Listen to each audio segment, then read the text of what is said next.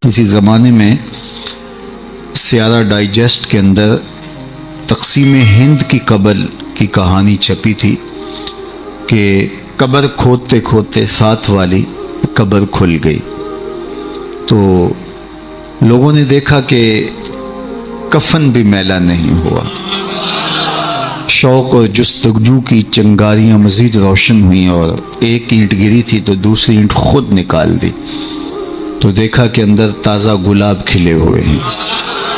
خیر قبر کو بند کیا اور جستجو پیدا ہوئی کہ ہم دیکھیں یہ شخص تھا کون اور اس کی نیکی معلوم کریں تاکہ ہم بھی اس صالحیت کے ماحول میں اپنے آپ کو ڈھال کر کے یہ سعادت پا سکیں۔ تو خیر تلاش کرتے ہوئے اس کی بیوہ مل گئی جو بہت بوڑھی ہو چکی تھی، تو لوگ اس کے پاس گئے کہ تیرے شوہر کی قبر یوں کھل گئی اور ہم نے یہ منظر دیکھا، تو تم بتا سکتی ہو کہ وہ کون سا نیک عمل کرتا تھا؟ تو اس نے ذہن پہ زور دیا، کہا میرا شوہر ایک سادہ سا شخص تھا اور پڑھا لکھا بھی نہیں تھا، لیکن ہاں مجھے یاد آیا اس کا ایک عمل تھا، جب صبح کے وقت وہ مسجد میں جاتا نماز کے لیے تو لوگ قرآن کھول کے بیٹھ جاتے۔ ایک زمانہ تھا لوگ فجر کے بعد قرآن مجید کی تلاوت کیا کرتے تھے اور گھروں میں بھی صبح کے وقت قرآن ضرور کھلتا تھا۔ اللہ وہ دور دوبارہ پلٹ کے لے آئے ہمارے لیے اور نوجوانان امت قرآن کا چہرہ دیکھیں فیس بک کی بجائے۔ تو وہ ایک زمانہ تھا، تو جب سارے لوگ قرآن کھول کے بیٹھ جاتے تو اسے بڑی تکلیف ہوتی کہ کاش میں بھی قرآن پڑھا ہوتا، تو یہ بوجھل قدموں سے گھر پلٹتا اور طاق پہ رکھے ہوئے قرآن مجید کے نسخے کو اتارتا، کھولتا، چومتا، پڑھنا تو آتا نہیں تھا، تو ایک ایک سطر پہ انگلی پھیرتا اور کہتا مالک مجھے پتہ نہیں کیا لکھا ہے، جو لکھا ہے حق لکھا ہے۔ پھر دوسری سطر پہ انگلی رکھتا اور کہتا مالک یہ بھی سچ لکھا ہے۔ پھر تیسری سطر پہ انگلی لے آتا، کہتا مالک یہ بھی سچ لکھا ہے۔ تو اس طرح انگلی پھیرتا چلا جاتا اور یہ کہتا چلا جاتا مالک یہ بھی سچ ہے، یہ بھی سچ ہے، یہ بھی سچ ہے، یہ بھی سچ ہے۔ تو شاید اس کی قبر میں جو چراغاں ہوا ہے، اس کی قبر میں خوشبو پھیلی ہے، گلابوں کا موسم تم نے دیکھا ہے، تو قرآن سے محبت کی اس کے سبب ہوا ہے۔ یار جو قرآن مجید کو پڑھنا بھی نہ جانتا ہو اس کی زیارت کر کے اس اذعان اور یقین کے ساتھ انگلی رکھ کے کہے کہ یہ اللہ کا سچا کلام ہے، تو اس کی قبر میں خوشبوئیں پھیل جاتی ہیں، اور جس نے ساری زندگی قرآن کی خدمت کی ہو اللہ اس کو کتنی رحمتوں سے نوازے گا اور کتنی کرم نوازیاں اللہ اس کا مقسوم کرے گا۔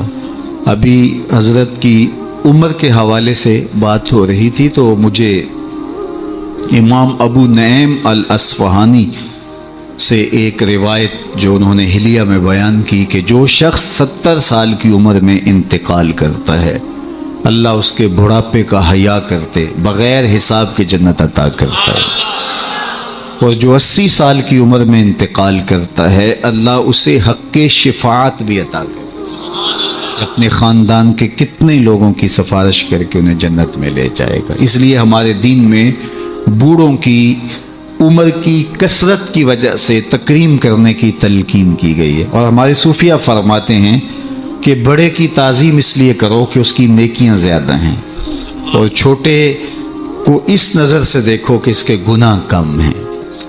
جب ہم یہ دیکھنا شروع کر دیں گے اور اس طرح سے سوچنا شروع کر دیں گے تو پھر ہمیں کسی شخص میں پاپ اور عیب دکھائی نہیں دیں گے۔ ہمارا مطمع نظر، ہمارا انداز نگاہ یہ ہے کہ ہم دوسروں کی طرف عیب کی نسبت کرتے ہیں اور سمجھتے ہیں کہ ہم دودھ کے دھلے ہوئے ہیں، جبکہ کسی کی طرف انگلی اٹھانے سے قبل یہ سوچنا چاہیے کہ باقی ساری انگلیاں اپنی طرف اٹھ رہی ہیں۔ تو اپنے آپ کو ستھرا بتانے کی بجائے لوگوں کو اس نظر سے دیکھو کہ وہ پاک ہیں، اور اللہ تعالیٰ نے بالخصوص جو میں نے عرض کیا یہ بات ضمناً آ گئی کہ بڑھاپے کا حیا کیا ہے۔ حضرت بایزید بسطامی کی 72 سال کی عمر میں ان کا وصال ہوا، تو جب قبر میں گئے تو بعد میں کسی کو خواب میں ملے تو اس نے کہا کہ سناؤ کیا ماجرا ہوا. کہا میرے مالک نے مجھے جب حاضر ہوا تو کہا اے بوڑھے بتا میرے پاس کیا لے کر آیا ہے. تو میں نے کہا مالک بادشاہوں کی چوکھٹ پہ جب فقیر آئیں تو شہنشاہ یہ تو نہیں پوچھا کرتے کیا لے کر آئے ہو, فقیروں کو تو یہی پوچھا جاتا ہے کیا لینے آئے ہو. میں تیری رحمت کا سوالی بن کے آیا ہوں. اللہ نے بغیر حساب کے میری مغفرت فرما, میری بخشش فرما دی. اور جنہوں نے اپنی زندگیاں راہ دین پہ گزاری ہوں, حضرت سیدنا عمر رضی اللہ تعالیٰ عنہ فرماتے ہیں کہ آقا کریم علیہ السلام نے ارشاد فرمایا کہ جس شخص کے مرنے کے بعد 4 لوگوں نے اس کی اچھائی کی گواہی دے دی وہ جنتی ہے. 4 لوگوں نے کہا یہ بہت اچھا شخص تھا. تو حضرت عمر کہتے ہیں میں نے عرض کی یا رسول اللہ صلی اللہ علیہ وسلم اگر کسی کے پاس 4 گواہ نہ ہوں 3 گواہ ہوں, تو آقا کریم نے فرمایا وہ بھی جنتی ہے. حضرت عمر فرماتے ہیں کہ میں نے عرض کی یا رسول اللہ صلی اللہ علیہ وسلم اگر کسی کے پاس 3 گواہ بھی نہ ہو 2 گواہ ہوں, تو آقا کریم نے اس کے لیے بھی یہی بشارت دی. حضرت عمر فرمایا کرتے تھے ایک کے بارے میں نے پوچھا نہیں حضور نے بتایا نہیں, تو جس کو 2 گواہ بھی مل گئے اچھائی کے کہ وہ صالح تھا وہ نیک تھا تو اس کے لیے جنت کے در کشادہ ہیں. اور جس کی نیکی کی, جس کے تقوی کی, جس کی خدمت قرآن کی زمانہ گواہی دے, تو بتاؤ اللہ کتنی ناز برداریاں کرے گا. جانا تو سب نہیں ہے, یہاں کسی نے بیٹھ نہیں رہنا, 100 سال بھی جئیں گے تو یہاں سے رخصت ہونا پڑے گا. کج کلاہوں نے بھی شہنشاہوں نے بھی یہاں سے رخصت ہونا ہے. جن کا طوطی بولتا ہے, جن کے نقارے بجتے ہیں, وہ بھی یہاں نہیں بیٹھ رہیں گے. موت ہے ہنگامہ آرا کل زمیں خاموش میں, ڈوب جاتے ہیں سفینے موج کی آغوش میں. یہاں بڑے بڑے پہلوان, بڑے بڑے کج کلا اور شہنشاہ باقی نہ رہے. کسی نے دیکھا مقدونیہ میں ایک بوڑھی عورت ایک قبر پہ بیٹھی ہے, تو کہا کہ یہاں کیا کر رہی ہو؟ کہا یہاں میرا بیٹا سکندر دفن ہے. اس نے کہا کہ بڑھیا یہاں کئی سکندر آئے اور چلے گئے, تو یہ دنیا یہاں کسی نے نہیں بیٹھ رہنا, سب نے چلے جانا ہے. لیکن جانے کے انداز بھی نرالے ہوتے ہیں. ایک وہ ہوتے ہیں کہ جب جاتے ہیں تو لوگ کہتے ہیں خس کم جہاں پاک جان چھوٹی, اور بہت بات لوگ کریں گے اور مروتاً کچھ کہیں گے بھی, تو بعض کہتے ہیں جی ساڑھے نال تے چنگائی سی. مطلب کیا ہے کہ وہ اچھا آدمی نہیں تھا, مثلا میرے ساتھ اس نے زیادتی نہیں کی, ہمارے ساتھ تو اچھا ہی تھا.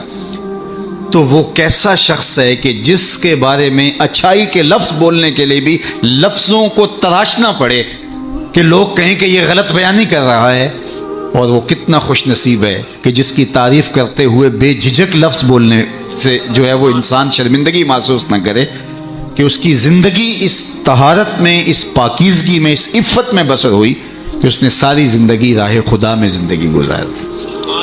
تو جاتے سبھی ہیں, لیکن کسی کا جانا سرخروئی کا جانا ہوتا ہے.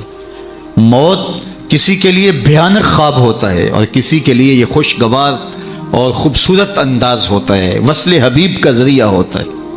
حضرت بلال حبشی رضی اللہ تعالی عنہ کا جب وقت آخر آتا ہے تو آپ کی زوجہ آپ کے سرہانے بیٹھی تھی, جو ہی سانس ٹوٹنے لگی تو اس نے کہا واہ حسرتا ہو, ہائے افسوس میرا شوہر مجھ سے جدا ہو رہا ہے.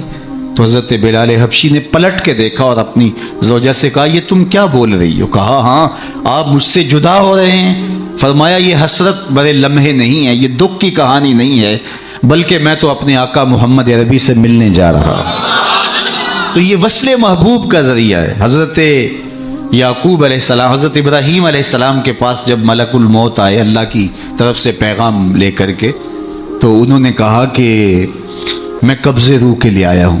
حضرت خلیل نے کہا کہ عجیب بات ہے, میرا رب مجھے اپنا خلیل بھی کہتا ہے. خلیل کہتے ہیں گوڑے یار کو, تو میرا رب مجھے اپنا خلیل بھی قرار دیتا ہے. اور کیا کوئی یار بھی یار کی موت چاہتا ہے؟ اور تمہیں قبض روح کے لیے بھیجا. کہا میں تو حکم کا پابند ہوں, عبد معمور ہوں. بارگاہ ہزدی میں دوبارہ حاضر ہوئے, تیرے بندے کے پاس حاضر ہوا تھا, اور یہ میسج ہے تیرے بندے کا تیرے نام کہ کیا کوئی یار بھی یار کی موت چاہتا ہے؟ تو کہا اے اسرائیل پھر جا میرے خلیل کو میرا سلام دے اور کہے کبھی ایسا بھی ہوا ہے یار یار کو بلائے اور وہ ملنے بھی نہ آئے. تو روح بے چین ہو گئی, کہا دیر نہ کر جلدی قبض کر لے. تو یہ تو اس لمحے کے انتظار میں ہوتے ہیں. موت میں فرق ہوتا ہے. رومی نے بڑی خوبصورت مثال سے دونوں اموات کا ذکر کیا ہے. اس شخص کی کہانی جو اس دنیا میں عیش و عشرت کر کے آخرت کو بھول جاتا ہے، اور اس شخص کی کہانی جس کا مطمع نظر آخرت ہوتی ہے اور وہ اس دنیا کو آخرت کے لیے گزارتا ہے، چونکہ یہ آخرت کی کھیتی ہے. یہ بوائی کا موسم ہے، آخرت کٹائی کا موسم ہے. بوائی کے موسم میں جو کسان مٹی سے مٹی ہو جاتا ہے، سحری کے وقت اٹھتا ہے، کھیتوں میں ہل جوتتا ہے، جڑی بوٹیاں تلف کرتا ہے، بیج ڈالتا ہے، سہاگا دیتا ہے، پانی ڈالتا ہے، تو کٹائی کے موسم میں فصل بھی وہی اٹھاتا ہے. اور جو بوائی کے موسم میں کلف لگے لباس پہن کے گھومتا ہے، آوارگی کرتا ہے، سحری کے وقت اٹھ نہیں پاتا، کھیتوں کو جاتا نہیں، جڑی بوٹیاں تلف نہیں کرتا، تو کٹائی کے موسم کے اندر اس کے ہاتھ کچھ نہیں آتا. یہ مزرع الاخرہ ہے، یہ بوائی کا موسم ہے، آخرت کٹائی کا موسم ہے. تو جس نے اس زندگی کو آخرت کے لیے گزارا اور دیکھا کہ میں اس دنیا پہ آیا کیوں ہوں، مقصد زندگی کیا تھا، مقصود زیست کیا تھا، کیوں اس دنیا پہ میں آیا ہوں، تو وہی سرخرو کامیاب ہے. رومی کا انداز تمثیل کا ہے اور وہ سادہ لفظوں میں بات کرتے ہیں، روح تک اتر جاتی ہے.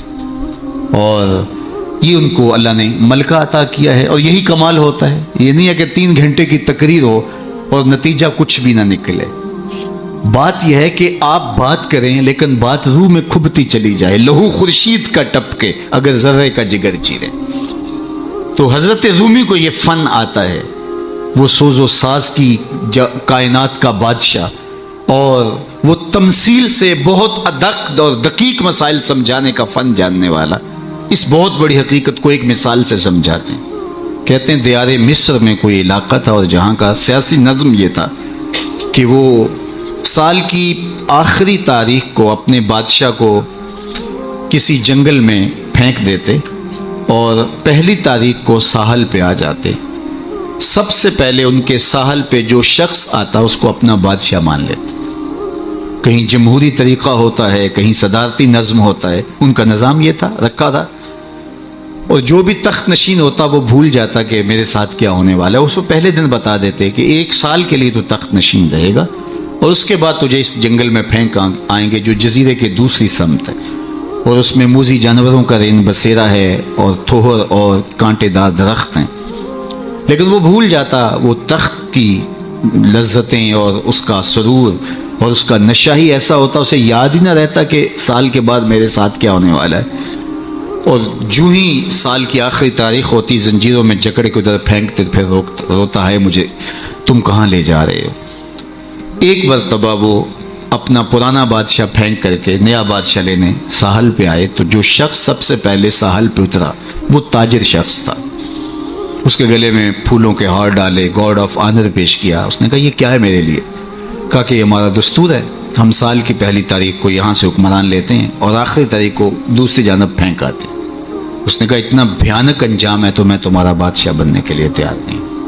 اس نے کہا تو چاہے نہ چاہے باندھ کے بھی تخت پہ بٹھانا پڑا، یہ ہمارا ضابطہ ہے. عجیب کہانی. اس نے کہا میں تو تاجرانہ غرض سے آیا ہوں، میں تو کوئی امور سلطنت اور سیاست سے آگاہ ہی نہیں ہوں. اس نے کہا ہمارے بندے لگے قوانین ہیں، اس کے ساتھ آپ نے کام کرنا ہوگا. اور اس نے کہا ہر صورت میں جو ہے وہ تجھے یہ کرنا پڑے گا. پھنس گیا. اس نے کہا اچھا مجھے یہ بتاؤ کہ سال بھر میری بات تو مانو گے؟ انہوں نے کہا ہاں آپ حکمران ہیں، لیکن آپ قوانین میں تحریف نہیں کر سکتے، ترمیم نہیں کر سکتے، تبدیلی نہیں کر سکتے. البتہ آپ کے انتظامی امور ماننے کے لیے ہم پابند ہیں. اس نے کہا ٹھیک ہے کوئی بات نہیں. تخت پہ بیٹھ گیا. رومی لکھتے ہیں کہ جو بھی تخت پہ بیٹھتا اور بغیر کسی محنت کے، بغیر کمپین چلائے، بغیر الیکشن لڑے، تو وہ تو پھر بھول جاتا خوشی سے اور عیش و عشرت کرتا. لیکن یہ پہلا شخص تھا جب تخت نشین ہوا تو اس نے کہا بلدیہ کے ملازمین بلائے جائیں. بلائے گئے. کہا جاؤ اس جنگل میں جہاں بادشاہوں کو پھینک کے آتے ہو وہاں کے کانٹے اور جھاڑیاں کاٹو. اور پولیس کے کمانڈوز بلائے. کہا جاؤ وہاں جا کے جو موذی جانور ہیں ان کو قتل کر دو. معمار بلائے. کہا جا کے وہاں خوبصورت محل بناؤ. مالی بلائے. وہاں جا کے باغ لگاؤ، پھل لگاؤ، پھولدار، سایہ دار، ثمردار درخت لگاؤ. حکومتی مشینری، پوری حکومتی مشینری اس باغ کے کانٹے دار درخت کٹوانے، وہاں کے موذی جانور قتل کروانے، اور وہاں کنویں کھدوانے، محل بنوانے اور پھلدار پھولدار سایہ دار درخت لگانے میں صرف کر دی۔ جب سال کی آخری تاریخ ہوئی تو وہ جنگل جہاں بادشاہوں کو پھینکا کرتے تھے وہ جنگل نہیں رہا تھا، وہ ایک باغ بن چکا تھا۔ اور یہ زنجیریں لے کر آئے تو اس نے کہا مجھے زنجیریں نہ پہناؤ، میں خود چل کے جانے کے لیے تیار۔ اس لیے اس تخت پر بیٹھ کر کے وہ اپنے لشکر بھیج کے وہاں کے کانٹے، وہاں کے تھوہر، وہاں کے موذی جانور، وہاں کے خطرناک جانور جن کا وہاں رین بسیرا تھا ان کو کاٹتا رہا، قتل کرواتا رہا۔ تو اس نے کہا کہ میں خود چل کے جانے کے لیے تیار ہوں۔ رومی کہتے ہیں جو کافر ہے وہ دنیا کے تخت پہ، جو فاسق اور بدکار ہے وہ دنیا کے تخت پہ موج کرتا ہے، اور جب وقت آخر آتا ہے تو اس کو جب زنجیروں میں جکڑ کے لے جانا چاہتے ہیں فرشتے تو وہ کہتا ہائے مجھے کدھر لے جا رہے ہو۔ اور بندہ مومن، بندہ صالح اس دنیا کے تخت پہ آرام سے نہیں بیٹھتا، یہاں بیٹھ کے اپنے اعمال کے لشکر بھیج بھیج کے قبر کے کیڑے مکوڑے ختم کرواتا رہتا ہے، وہاں باغ لگواتا رہتا ہے، اور پھر جب وہ اس دنیا سے رخصت ہوتا ہے تو وہ کیڑے مکوڑوں کا گھر نہیں رہتا بلکہ روضۃ من ریاض الجنہ بن چکی ہوتی۔ اور وہ کہتا ہے دیر نہ کرو مجھے جلدی لے جاؤ، میں خود چل کے جانے کے لیے تیار ہوں۔ ربعی بن حراش ساری زندگی ہنسے نہیں، فرماتے تھے کیا خبر میرا انجام کیا ہوگا۔ جب تک یہ یقین نہ ہو کہ میرا انجام کیا اتنی دیر تک دھڑکا لگا رہے، ڈر لگا رہے۔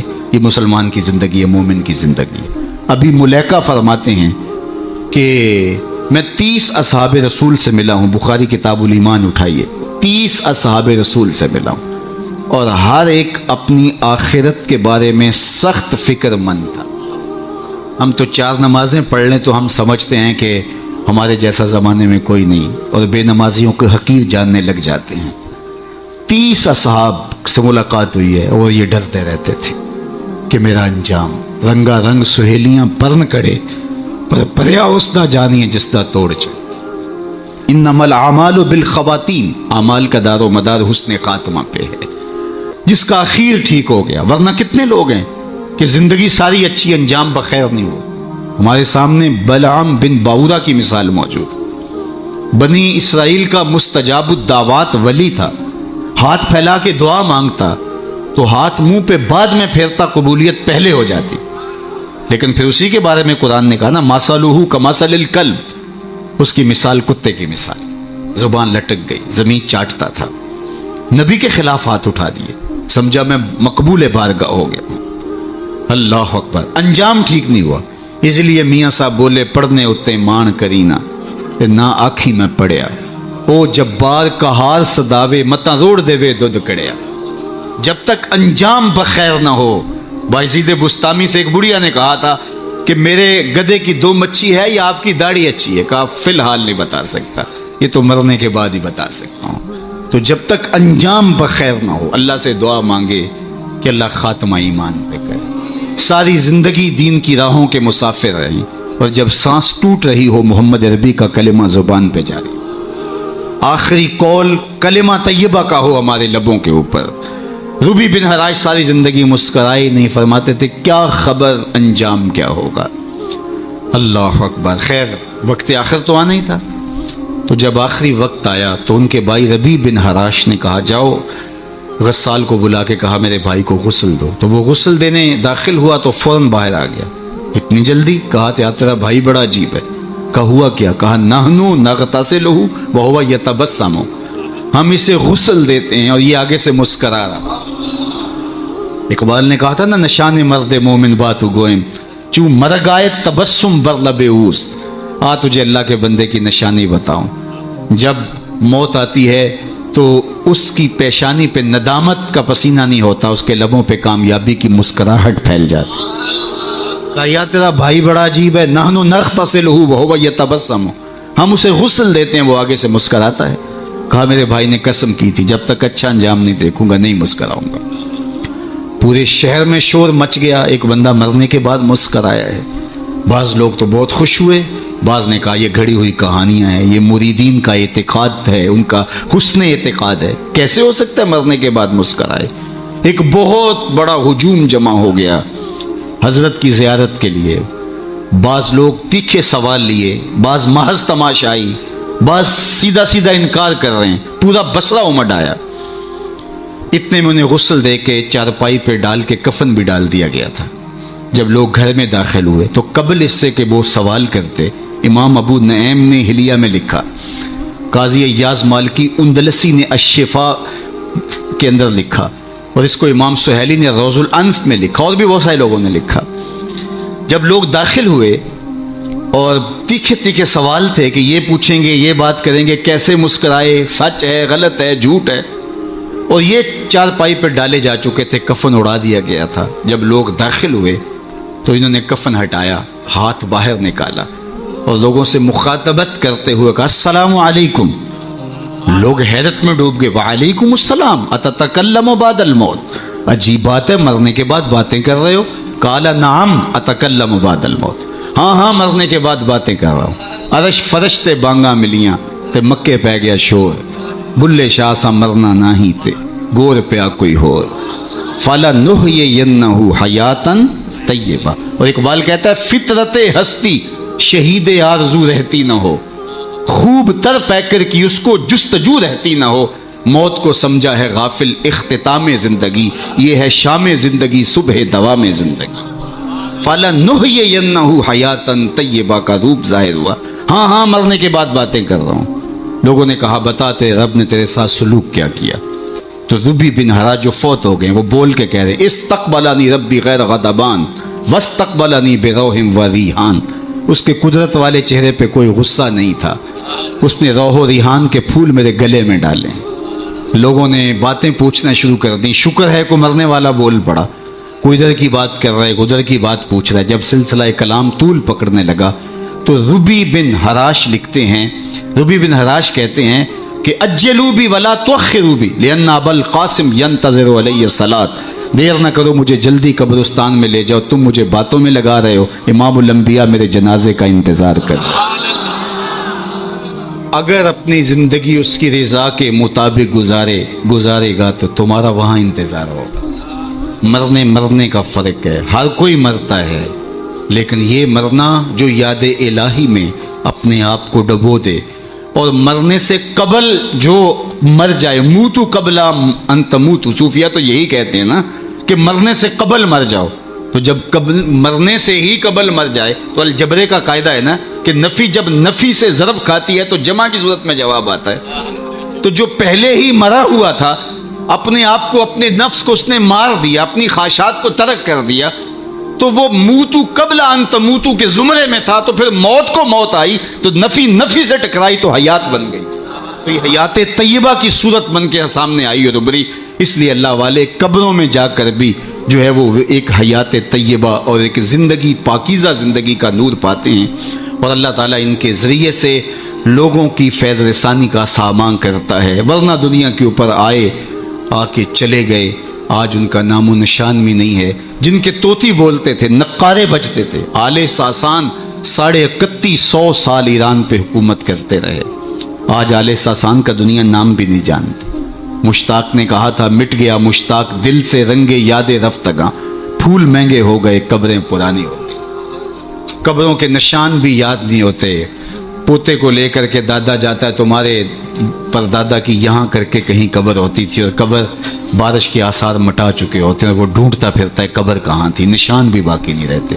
لیکن جنہوں نے اپنی زندگیاں اللہ کے نام پہ گزاری ہوتی ہیں، دیکھیے ہزار سال بیت گئے، آج بھی ان کی قبر پہ چراغاں ہو رہا ہے. کیسی رونقیں اور کیسی تازگیاں اور کیسی فرحتیں. آپ لاہور جاتے ہیں نا تو راوی کے اس پار جہانگیر کا مقبرہ ہے، وہاں دن کو جائیں یا شام کو آپ کو حسرتیں برستی دکھائی دیں. اب ایک پارک بن گیا جس کے دم سے تھوڑی سی رونق ہے، لیکن احاطہ مزار پہ اگر آپ جائیں تو وہاں آپ کو قرآن پڑھنے والے لوگ موجود نہیں ملیں گے، تاش کھیلنے والی ٹولیاں بیٹھی نظر آئیں گی. وہاں آپ کو تازہ گلاب نہیں ملیں گے، وہاں آپ کو جانوروں کی بینٹیں پڑی ہوئی نظر آئیں. وہ مطلق العنان حکمران بر صغیر پاک و ہند کا آج حسرت نے برس. بالکل اس کے ساتھ ملکہ نور جہاں کا مقبرہ ہے. جب بادشاہ تخت پہ بیٹھتا تھا تو ملکہ پیچھے بیٹھتی تھی، اور بادشاہ کا فیصلہ اسے کوئی پسند نہیں ہوتا تو پیچھے سے کمر ٹھونکتی، بادشاہ فیصلہ تبدیل کر دیتا. جس کے اشارہ ابرو پر ہندوستان کی تقدیر کے فیصلے لکھے تھے، نیچے اندھیرے میں اس کی بھی قبر ہے. اور ان کی اپنی بیٹی زیب النساء کا شعر لوح مزار پہ کندہ ہے: بر مزار ماں غریباں نہ چراغے نہ گلے، نہ پرے پروانہ سوزت نہ صدائے بلبلے. ہم غریبوں کی قبر پہ نہ کوئی چراغ جلانے آئے گا، نہ کوئی پھول ڈالنے. آج غریب بنے ہیں. جو بر صغیر کی پوری راجدھانی کے مالک تھے آج غریب بنے. بر مزار ماں غریباں، یہ شہزادی کا شعر ہے. بر مزار ماں غریباں نہ چراغے نہ گلے، نہ پرے پروانہ سوزت نہ صدائے بلبلے. نہ بلبل گیت گانے آتا ہے اور نہ پروانہ پر جلانے آتا ہے. یہ میں بادشاہوں کی کہانی سنا رہا ہوں. یہ راوی کے اس پار کی کہانی ہے. اب راوی کا پل پار کر جائیں. ایک لوح مزار ادھر بھی ہے. یہاں تو لکھا ہے بر مزار ماں غریباں نہ چراغے نہ گلے، اور وہاں لکھا ہے گنج بخش فیض عالم مظہر نور خدا، نا کساں را پیر کامل کاملاں را رہنما. اب میں نے اور آپ نے دیکھنا ہے ہم کس زمرے میں آنا ہے، کن کے ساتھ جڑنا ہے، کن سے وابستگی اختیار کرنی ہے، کس دائرے میں آنا ہے. سلطنت روم کا شہنشاہ، اس دور کی سپر طاقت. لیکن اگر میں آپ سے پوچھوں جس زمانے میں میرے حضور آئے تھے اس زمانے کے خاقان کا نام کیا ہے، تو آپ میں سے کوئی بتا سکتا ہے؟ میں علماء کو چھوڑتا ہوں، تاریخ کا گہرا مطالعہ کسی کا ہو تو الگ بات ہے، لیکن اگر پوچھوں جس دور میں میرے حضور آئے اس دور کے خاقان کا نام کیا تھا، شاید کوئی نہ بتا سکے. اچھا میں پوچھتا ہوں اس دور کے کیسر کا نام کیا تھا؟ اس دور کا ٹرمپ تو وہی تھا نا، لیکن آج اس کا نام کوئی بھی نہیں جانتا. چلو میں پوچھتا ہوں اس دور کے کسرا کا نام کیا تھا؟ سوائے تاریخ کے طالب علموں کے کوئی نہیں بتا سکے گا. چلو میں یہ پوچھتا ہوں، اور اس مجلس میں موجود سب سے کم عمر بچے سے پوچھتا ہوں کہ جس زمانے میں میرے حضور آئے میرے حضور کے مؤذن کا نام کیا تھا؟ تو وہ سر اٹھا کے بلال حبشی کا نام لے گا. یار اس دور کی سپر طاقت کے مطلق العنان حکمران کا نام تو زمانے کو یاد نہیں ہے. کیسر کا نام، کسرا کا نام، خاقان کا نام زمانے کو یاد نہیں ہے، لیکن بلال حبشی کا نام آج بھی سینوں پہ لکھا ہے. تو اقبال تڑپ کے بولا، اقبال یہ کس کے عشق کا فیض عام ہے، رومی فنا ہوا حبشی کو دوا. شہنشاہ روم کا نام بھی زمانے کو یاد نہیں، رومی فنا ہوا حبشی کو دوام ہے، تو دوام محمد عربی کے قدموں میں ہے. سارا نور اسی چوکھٹ پہ ہے، سارے اجالے اور ساری روشنیاں حضور علیہ السلام کے قدموں سے پھوٹتی ہیں. تو جب سارا نور ملتا ہی یہاں سے ہے، سارے اجالے اسی دہلیز سے خیرات کی صورت میں میسر آتے ہیں، تو وہ اپنی ساری زندگی حضور کے نام پہ لگا. اقبال کے سارے کلام کا رس نچوڑیں تو جو خلاصہ نکلتا ہے وہ یہ ہے: بمصطفیٰ برساں خیش را کے دی ہماؤس، اگر بہو نہ رسیدی تمام بولا بیست. اگر اپنے آپ کو کھینچ کے تو حضور کے قدموں تک لے گیا تو زندگی کا سارا جمال تجھے نصیب ہے، اور اگر تو حضور کے قدموں تک نہیں پہنچ سکا تو کلمہ پڑھ کے بھی ابو لہب کا ابو لہب ہی رہے. آئیے میں اور آپ اپنے آپ کو کھینچ کے حضور کی چوکھٹ پہ لے آئیں، حضور کی دہلیز پہ لے آئیں.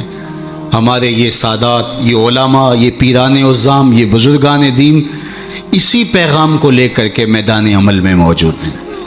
اپنی زندگیاں انہوں نے اسی لیے وقف کی ہیں کہ لوگوں کو حضور سے جوڑا جائے، حضور سے وابستگی، آقا کریم سے دل بستگی، حضور سے تعلق خاطر قلبی ربط پیدا ہو جائے. اور یہ جتنا مضبوط ہوگا زندگی اس قدر ہی جمال پرور ہوتی چلی جائے گی.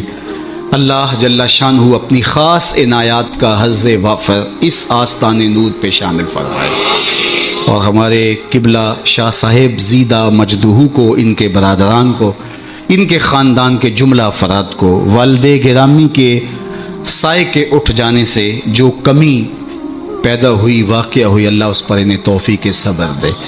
ویسے تو والدین کی روحانیت ہمیشہ اولاد کے سر پہ رہتی ہے، اور ان کی برکتیں ہمیشہ اولاد کو نصیب ہوتی ہیں، اور اولاد اگر صالح ہو تو ماں باپ کو ان کی برکتیں جو ہے وہ نصیب ہوتی ہیں. جو 3 چیزیں چھوڑ کر جاتا ہے کوئی شخص، جو خاص طور پہ ایک حدیث میں آئی، اس میں وَوَلَدٌ صَالِحٌ يَدْعُو لَهُ، وہ اولاد ہے جو ماں باپ کے لیے دعائیں کرتی ہے.